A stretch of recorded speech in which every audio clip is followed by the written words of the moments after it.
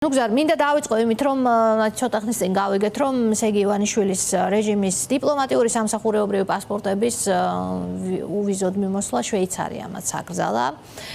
ჩვენ ცოტა ხნის წინ ვნახეთ დიდი ბრიტანეთიდან მოსული სანქციები, რომელმაც ძალიან კარგად წარმოაჩინა სანქციების სუსხი. ანუ კითხვა რეალურად მუშაობს თუ არა, ეს კითხვა გაქრა დღეს წესრიგიდან და მათი ნარატივიც, რომ თითქოს სანქციებს ჩალის ფასი აქვს. აი მე დღეში ჩამოშლილმა იმედის ბორდმა თუნდაც ძალიან თვალსაჩინო წარმოაჩინა. თქვენ როგორ შეაფასებთ საერთაშორისო ასპარეზზე არსებულ ვითარებას ამ რეჟიმის მიმართ, ვიდრე ჩვენი ქვეყნის შიგნით სიტუაციის შეფასებაზე გადავალთ? ფიქრობთ თუ არა, რომ ეს საკმარისია მისი ქცევის შესაცვლელად, საერთაშორისო წნეხი? ეს მოვისმინეთ ყაველაშვილი იყო აგერ სლოვაკეთში და არ მგონია რომ ის ნაბიჯები რომელიც უკვე გადადგმული არის საკმარისი, თუმცა ასევე ძალიან კარგად ხედავთ რომ ეს არის ლოგიკური გაგრძელება ამ სანქციების, დღეს რაც შვეიცარიამ მიიღო გადაწყვეტილება და უნდა ველოდოთ რომ კიდევ იქნება ძალიან მძიმე გამოხმაურებები, რომლებიც უშუალოდ შეეხება ოცნებას. დიახ, ისინი ამბობდნენ რომ ჩალის ფასი აქვს. ახლა არ ვიცი, არ მგონია რომ ასე ფიქრობდნენ და ანდა შეიძლება ჩალაც გაძვირდა ამ ქვეყანაში უკვე და ძალიან სერიოზულად დაარტყამს ოცნების ხელისუფლებას ის სანქციები, რომელსაც იღებენ ჩვენი პარტნიორები ქართული ხალხის მხარდასაჭერად. რა თქმა უნდა, ესეც არ იქნება საკმარისი, თუ აქ არ იქნება მძლავრი საპროტესტო მოძრაობა, რომელმაც ახალი სული უნდა შეიძინოს ახლა და მე მიმაჩნია რომ თავარი იმპულსი ახლა არის არამხოლოდ ცუდი ხელისუფლების შეცვლა იმ ოპოზიციური ძალებისათვის და სამოქალაქო ჯგუფებისათვის, ვინც არიან ახლა გამოსულები ასპარეზზე, არამედ თავარი იმპულსი არის უკვე საქართველოს დამოუკიდებლობის და საქართველოს თავისუფლების გადარჩენა. იმიტომ რომ სრულიად ცხადად ხედავთ, რომ არავითარი სტრატეგიული ხაზი არ არსებობს, არავითარი საგარეო პოლიტიკური ორიენტირები არ არსებობს, ერთადერთი ლოგიკა ამ მათ ქმედებებში, ამ ხელისუფლების ქმედებებში არის ის, რომ შეინარჩუნონ ძარცვის უფლება. შეინარჩუნონ ის, რაც უკვე მოპარეს ქართულ ხალხს და ხედავთ რა ხდება, ხო? დღეს მაგალითად დააკავეს რამდენიმე ადამიანი კიდევ რომლებიც ხანდაზმულებს ძარცვავდნენ, უფასო სასადილოებს ძარცვავდნენ. მანამდე იყო საბავშვო სასადილოები და ბავშვებს ჯარს ფულს თავდაცვის მინისტრი არის დაპატიმრებული ქურდობისათვის. წარმოიდგინეთ, ეს არის ნამდვილი ტრაგედია ჩვენი ქვეყნის. სვაჩორის გუშინ ჩემი მეგობარი მწერალი მამუკა ხერხეულიძე იხსენებდა რომ თურმე მეორე მსოფლიო ომის შემდეგ დასახიჩრებული ადამიანები რომლებიც ქუჩებში დადიოდნენ ხო აი ეს ადამიანები აღარ მოუვიდა თვალში სტალინს და ბრძანა რომ ლენინგრადიდან მოსკოვიდან აი ესეთი ადამიანები გაეყვანათ სადღაც სხვა ერთ რომელიღაც ქალაქში რომ არავის ცუდად თვალში არ მოხვედროდა ეს ხალხი რომელიც თავდადებული ხალხი იყო, ხო, თავის ქვეყნისთვის იბრძოდნენ. აი ზუსტად ასე ივანიშვილის რეჟიმს აღარ მოუწონვართ ახლა ჩვენ, იმიტომ რომ მისი ქმედებებით ქართული ხალხი არის გაღარიბებული, ქართული ხალხი არის დაბერებული, არის იმედგაცრუებული, სასოწარკვეთილი და ამიტომაც თუ გახსოვს ერთ-ერთი ყველაზე უფრო ცინიკური მისი მოწოდება იყო რომ წადით აქედან გერმანიაში და იქ თხარეთ სტაფილო, კომბოსტო და იქ უშველეთ თქვენს თავს. აი ესეთია ეხლა საქართველოს ხელისუფლების დამოკიდებულება ქართული ხალხის მიმართ და ცხადია ამას ამ დემოკრატიული უფლებების შელახვას ხედავენ ჩვენი პოლიტიკური პარტნიორები, ის ქვეყნები, რომელთანაც ერთად ჩვენი ისტორიული ხაზიც მუდამ ასეთი იყო და ლაიტმოტივად გაზრდებდა ჩვენი ქვეყნის ისტორიას და ისინი იღებენ აი ამ გადაწყვეტილებებს. მაგრამ ახლა უდიდესი მნიშვნელობის არის ის, რომ ქართულმა ხალხმა მიიღოს გადაწყვეტილება უკვე ამ რეჟიმის საბოლოო ცვლილების შესახებ. არავინ არ უნდა შეხედოს პოლიტიკურ ცხოვრებას ისე თითქოს ეს არის რაღაცა ტრივიალური, როგორც ეს ხდება მაგალითად ფინეთში ან შვეიცარიაში, სადაც აკრიტიკებს ოპოზიცია ხელისუფლება, შემდეგ ხელისუფლება გადადის ოპოზიციაში და ასე შემდეგ.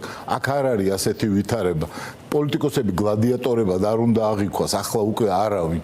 იმიტომ რომ აი ცნობილი გამონათქვამისა ნურასოდეს იკითხავ ვის უხმობს ზარი, ის გიხმობს შენ.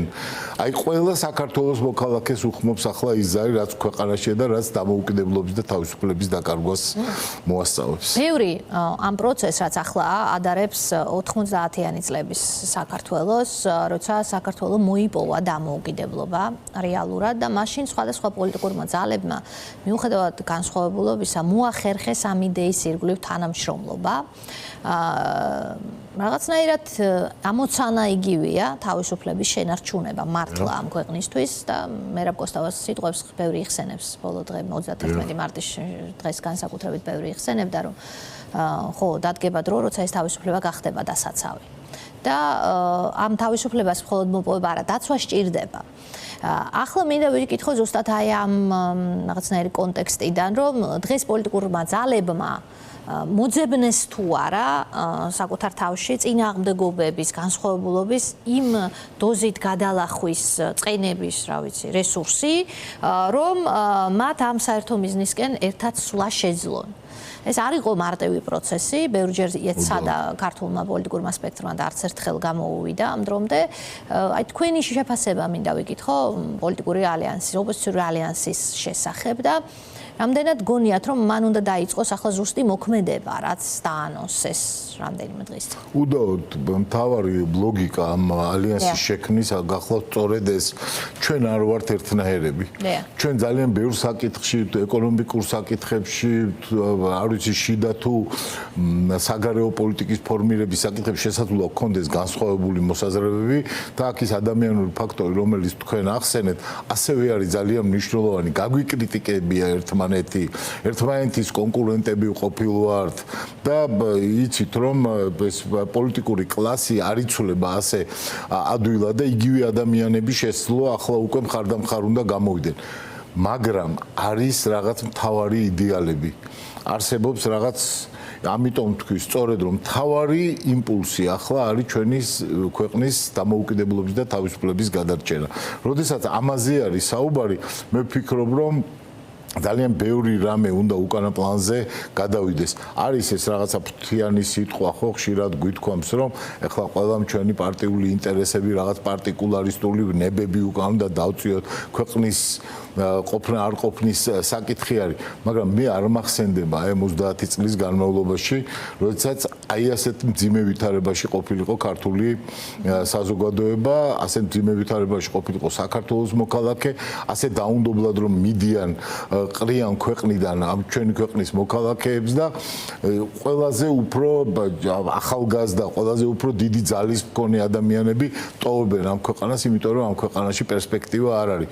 ეპოქალური სურათი არის, რაც ახლა პარლამენტში ჩვენ ყველანი ხედავთ, 5 მილიონერი იბარებს სხვადასხვა ბიზნესმენებს, ზოგი დიდი ბიზნესის პატრონია, ზოგი მცირე ბიზნესის პატრონი და ელაპარაკება, რაღაც აი პროკურატურის ენით ელაპარაკება, რომ შენ ახლა 4 თეთრით უნდა გააძვირო ეს ან ისა გაიაფო რაღაცაზე ფასი და რაღაცა მკაცრად თითქოს ისინი არიან და დღეს თუ გუშინ გამოქვეყნდა ერთ-ერთი მათგანის შემოსავალი და თურმე გასულ წელს 6 მილიონამდე არის აი ამ ადამიანის შემოსავალი. ისევე როგორც ყველა სხვა დანარჩენის იქნება აი ესეთი რიცხვები.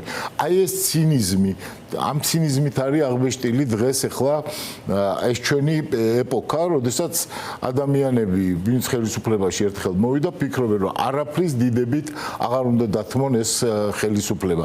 არ უნდა დათმონ ძარცვის უფლება. ხო, ხედავთ ახლა რაღაცა პლანეტარული სირაქლემობა იყო, ხო? თენგი შარმანაშვილის გამოსვლა ირანის ელჩთან დაკავშირებით. რომ ისო საქართველოს არ გულისხმობდაო სავარაუდოდ. აბა ვის გულისხმობდა? აქემენიდური ირანს გულისხმობდა. თუ აი საქართველოში ირანის ელჩი მასშტაბ დაუყოვნებლივ რაც ესე იგი გრუბიო ესაუბრა ყობახიძეს. არაფერი არიციან, აი ამ დეპუტატებმა თითქოს ხო წარმოადგენენ რაღაც. იმდენად არაფერი არიციან, რომ აი ხლა სანამ თქვენ ეთერში შემოვიდიოდი, სულ 5 წუთის წინ გავრცელდა ირანის ელჩის ახალი განცხადება. ის ძველი განცხადება წაშალა. მაგრამ ეს ახალი განცხადება გავრცელა ოდნავ შერბილებული ტონით, თუმცა ამ განცხადებაში არის ისევ პირდაპირი მუქარა, რომ იმ ქვეყნებმაო, ვინც დაუთმო ბაზებიო ამერიკის შეერთებულ შტატებსო, ან რაღაცნაირად ხელი შეუწყო, უკვე გადააფასეს ეს თავის საქციელი რა დაემართათ მათ ირანის საპასუხო მოქმედებების შედეგად. აი ამ მდგომარეობაში ვართ. ქვეყანა, რომელმაც ერთი თვის წინ ირანელებთან ერთად იზეიმა ქართველების გენოციდი, ქვეყანა, რომელმაც შუქი აუნთო ირანის ფერებად ამ ანძაზე და ქვეყანა, რომელიც ესწრებოდა ერთ-ერთი ტერორისტის დაკრძალვას, სადაც გაისმოდა შეძახილები სიკვდილი ამერიკას და სიკვდილი ისრაელს, აი ამ ქვეყანაში არის ელჩი ირანის, რომელიც ასე ელაპარაკება ქართულ საზოგადოებას. კი ბატონო, აი რაზეც თქვენ ახლა საუბრობდით, ირანის ელჩი სეიდ ალი მოჯანი აცხადებს, რომ საქართველოს საგარეო საქმეთა სამინისტროში შეხვედრა გამართა. ირანის ელჩის განცხადებით სოციალურ ქსელ Facebook-ში 1 აპრილის თარიღით არის გამოქვეყნებული. და იცით რაც წერია, ალი მოჯანი აღნიშნავს, რომ შედგა კონსტრუქციული საუბარიო, უკვე ამის შემდგომ ახალ კომენტარში ირანის ელჩის განცხადებას ეხლა მე წაგიკითხავთ. დღეს ბოლო მოვლენების ანალიზისა და სამოქალაქო ინფრასტრუქტურის წინააღმდეგ განხორციელებული თავდასხმების შედეგის განხილვის მიზნით ჯერ დავუკავშირდი საქართველოს საგარეო საქმეთა სამინისტროს, შემდეგ კი შეხვედრა გავმართე. ანუ იქით დავუკავშირდიო, ეს ძალიან მნიშვნელოვანი დეტალია. შედგა კონსტრუქციული საუბარი სპარსეთის ყურის ვითარების ენერგეტიკის მომავლის ორი ერისა და ორი ქვეყნის მნიშვნელოვანი მეგობრული ურთიერთობების შესახებ, რომელიც მოიცავდა მნიშვნელოვან საკითხებსო. ირანის ზეწოლის პირისპირ არ მოქმედებს, ირანიო ზეწოლის პირისპირ არ მოქმედებს ნაჩქარევად, არამედ ეყრდნობა შიდა სტაბილურობასა და საკუთარ სტრატეგიულ შესაძლებლობებს. ზედაპირული და მედია საშუალებების ინტერპრეტაციისგან განსხვავებით დღეს ნათლად ჩანს, რომ ირანის ყოვლისმომცველი თავდაცვა ერთთვიანი პერიოდის შემდგომ ეფექტურია. მრავალი ქვეყანა, რომლის ბაზებსაც შეერთებული შტატები იყენებდა, უკვე იწყებს საკუთარი გათვლებისა და მიდგომების გადახედვას, რაზეც თქვენ აკეთებდით აქცენტს, ხო?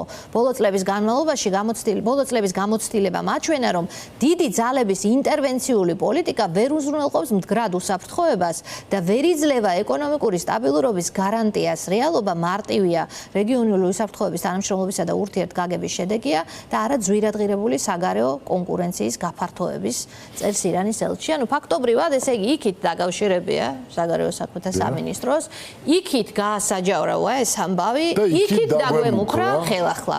ზუსტად. აი ეს არის არანაირი სტრატეგია, როცა არ გაქვს. როდესაც ხან ლაპარაკობ რაღაც ჩინეთთან სტრატეგიულ პარტნიორობაზე, აგინებ ევროპელ ელჩებს და რამის ქუჩაში დაასდებ ჩვენი ქვეყნის აი უძვირფასეს მეგობრებს, საფრანგეთის ელჩი, გერმანიის ელჩი, აი ნამდვილ ტერორს როცა უწყობ აქ და გახსოვთ კიდე ქალბატონი დეგნანი თუ არ ვწდები რა დღეში ყავდათ, რომ აი უთვალთვალებდნენ და ყველანაირი თავდასხმის ობიექტი იყო. აი ამ პირობებში აი საქართველოს საგარეო საქმეთა სამინისტრო იტანს აი ამ ტონალობას, აი ამ ლექსიკას ჩვენი ქვეყნის მისამართით. იმ ქვეყნის მხრიდან თან, რომელმაც 50,000 საკუთარი მოქალაქე დახოცა სულ რაღაც 2-ოდე თვის წინ. ნებისმიერი დიპლომატიური სტანდარტით ირანის ელჩი საქართველოში იქით უნდა დაებარებინა თავმოყარე ქვეყნის საგარეო საქმეთა სამინისტროს და უნდა პასუხი მოეთხოვა ამ ტიპის მუქარისთვის, რომელიც მან საჯარო განცხადებით გაავრცელა. მაგრამ ამათ არა აქვთ ეხლა აი არაფერი არ უნდათ. ხო ამბობენ ხოლმე, ხო რაღაც პრორუსულები არიან, პროირანულები არიან, პროჩინელები არიან, აი ყველაფერი გახდებიან. ხვალ შეიძლება პაპუა ახალი გვინეასთან გამოაცხადონ სტრატეგიული პარტნიორობა, ან ვიღაცა კიდე ახალ ქვეყანასთან ხო ხდებოდნენ ერაყის ქურდისტანის წარმომადგენლებს, სულ ცოტა ხნის წინ და ბოტსვანას წარმომადგენლებს, მაშინ როდესაც გერმანიის ელჩს აგინებდნენ და ამერიკის შეერთებულ შტატებს პარალელურად, ხო? და ეხლა ერთადერთი რითაც არიან შეპყრობილები, რომ აი ეს ძარცვის უფლება შეინარჩუნონ და ის რითაც დავიწყეთ დღევანდელი საუბარი, ეს არის ძალიან მეტყველი მაგალითი. ძარცვავენ მოხუცებს, ძარცვავენ ჯარისკაცებს, ძარცვავენ ბავშვებს, ძარცვავენ საქართველოს უკლებლივ ყველა მოქალაქეს. აი ეს არის ამათი ანი და ჰოე. აქ მნიშვნელოვანია რომ ხალხმა ეხლა არა მატერიალურად მხოლოდ ბატონო გზა არა, არამედ ძარცვავენ მომავალს პარავენ ამ ქვეყნის ყველა რიგით მოქალაქეს. ესე ძალიან არა მატერიალურად, არა ხელშესახები დღეს ვთქვათ შედეგი, რომელიც ძალიან მალე დადგება ამ ქვეყნის ევროსტრუქტურებში ინტეგრაციის შემდგომ. წარმოიდგინეთ, შენ ხდები იმ დონის ქვეყანა, როგორი ქვეყანაც არის ევროკავშირის წევრი ქვეყანა მაგალითად და შევადაროთ ელემენტარული სტანდარტის დონე. გაახსნილი საზღვრების პირობებში ეს შეუიარაღებელი თვალითაც აღიქმება ბევრი საქართველოს მოქალაქისთვის.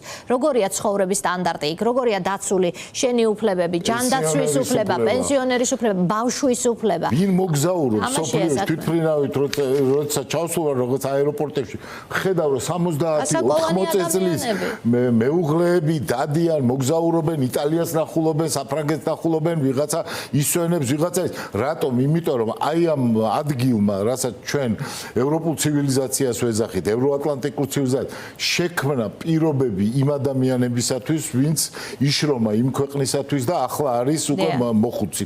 და ესენი აქ აი მოხუცებს ძარცვავენ, მაგრამ მთელი ტრაგედია კიდე რა არის პოლიტიკური ძალებისაც სხვა შორის და უპირველეს ყოვლისა ამ ხელისუფლების რომ არანაირი აზრი ამათთან შეგონებებს უკვე აღარ აქვს. ის დიალოგიც რომელზეც ლაპარაკობენ ვითომ სხვადასხვა ტელევიზიის ეთერებში რომ მიდის, ეს არის ფსევდო დიალოგი რომ დაიფაროს სინამდვილეში რომ არანაირი ურთიერთობა არ აქვს საკუთარ ხალხთან. მაკიაველი წერს ერთგან რომ უმეცარს და ბნელს შეუძლებელია რომ რამე დააჯერო, მაგრამ ის თავის უმეცრებას და სიბნელეს დაიცავს ყველა ძალით, მთელი თავგანწირვით, მთელი სისასტიკით. აი ესე არიან ეხლა მთელი ამ სისასტიკით იცავენ საკუთარ თავს და ამიტომ არის რომ ათასობით ადამიანი დააჯარიმეს, ასობით ადამიანი ციხეში გამოკეტეს, აღარ ერიდებიან აღარც ქალებს, აღარც ბავშვებს, აღარც არავის საერთოდ და აქვთ ერთადერთი ლოგიკა თავისი არსებობის რომ როგორმე ან ივანიშვილმა თვითონ არ წაართოს მოპარული ფული, ან კიდე შემდეგ ხელისუფლებამ რომელიც ხალხის მიერ იქნება არჩეული.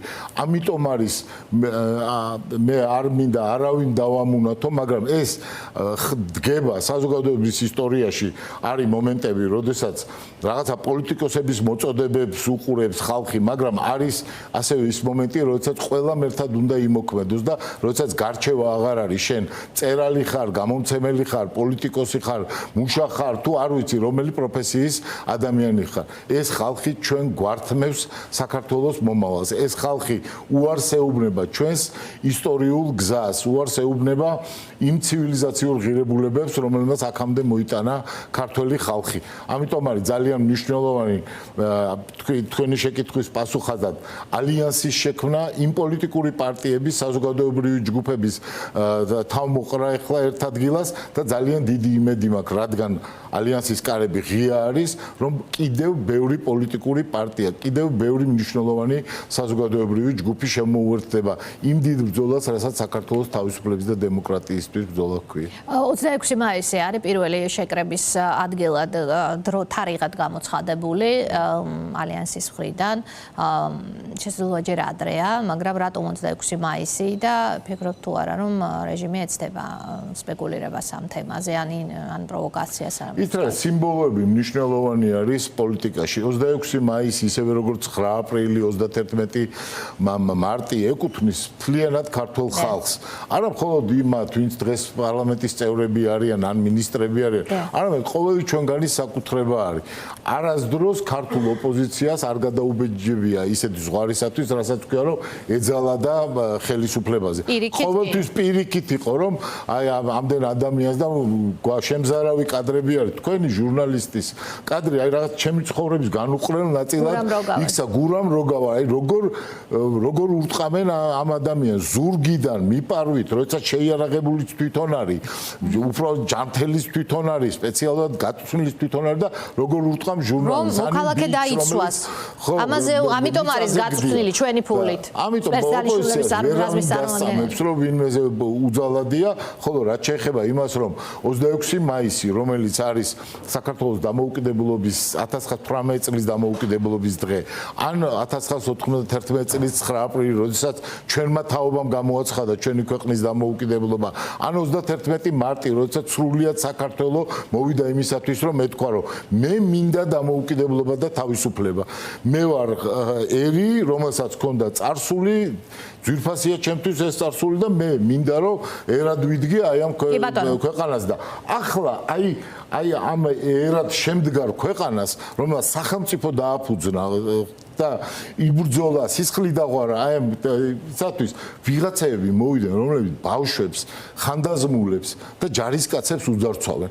აი ეს არის ახლა დილემა ჩვენს წინაშე, იმ მოქალაქეების წინაშე, რომელიც შესაძლოა ახლა ჩვენს გადაცემას უსმენენ. არიან ჩვენზე უფრო კარგები, ჩვენზე უფრო პატრიოტები, მათი არის მომავალი და ცას ვერავინ ვერ გამოეკერება. მათ უნდა აიღონ ეს ამ ხელისუფლების მართვის სადავეები სულ მცირე ხანში. ამიტომ მათ უნდა იაქტიურონ იმისათვის, რომ დაიცვან თავიანთი ოჯახები, იმისაგან რომ დედა სკაიპით არ ელაპარაკებოდეს მხოლოდ შვილს, მამას საერთოდ არ ყავდეს თავის ძმა ნანახი მაგალითად, ან კიდე შვილი ვერ ესწრებოდეს თავისი დედის და მამის გარდაცვალების ცერემონიას. აი ეს არის ახლა რას დგას ჩვენ წინაშე და ლაპარაკი იმაზე, რომ ოპოზიცია შეიძლება უკეთესი იყოს, რა თქმა უნდა, შეიძლება უფრო უკეთესი იყოს. შეიძლება თუ არა, ჩემზე კარგი პოლიტიკოსები არსებობენ, ასობით და ათასობით იქნება ასეთი ადამიანი თავისუფალ და დამოუკიდებელ საქართველოში. არავინ არ ებღაუჭება არც ამ ოპოზიციონერობის სტატუსს, არც ხელისუფლებაში მოსვლის სურვილი არ არის გადაულახავი არავისათვის. უნდა გამოვიდეს ხალხი და თქვას უბრალოდ რომ არ შევეგუებით აი ამ ვითარებას.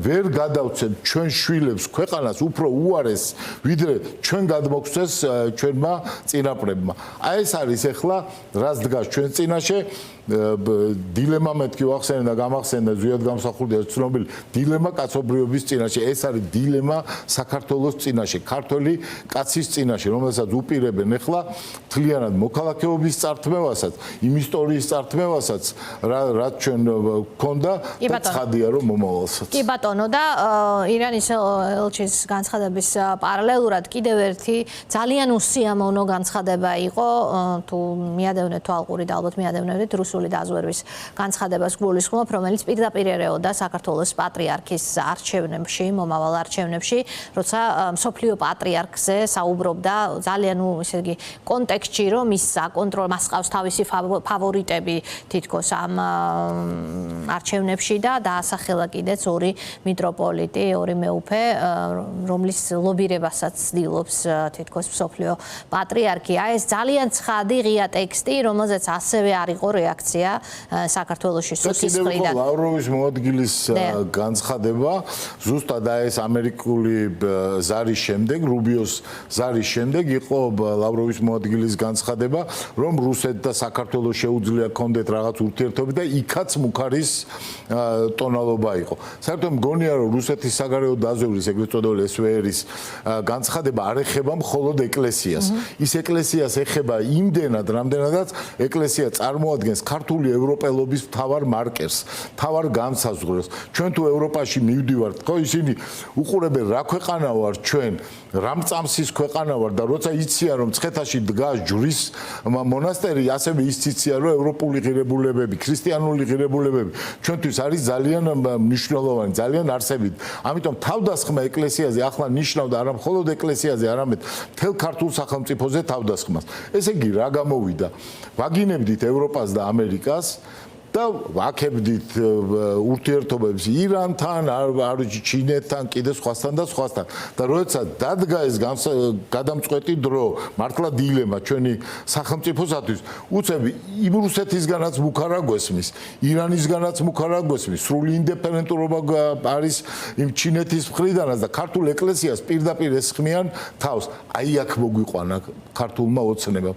აი ეს არის ანიდა ჰოე მთელი ამ ამბის. ჩვენმა იმიტომ კი არ ვებძვით რომ რაღაც დეპუტატის სკამი გამოართვას ვინმეს ან მინისტრის სკამი გამოართვას ვინმეს. უბრალოდ შეუძლებელია ამ ქვეყანაში ცხოვრობდე და ხმა არ აიმაღლო იმ უდიდესი უსამართლობის წინააღმდეგ.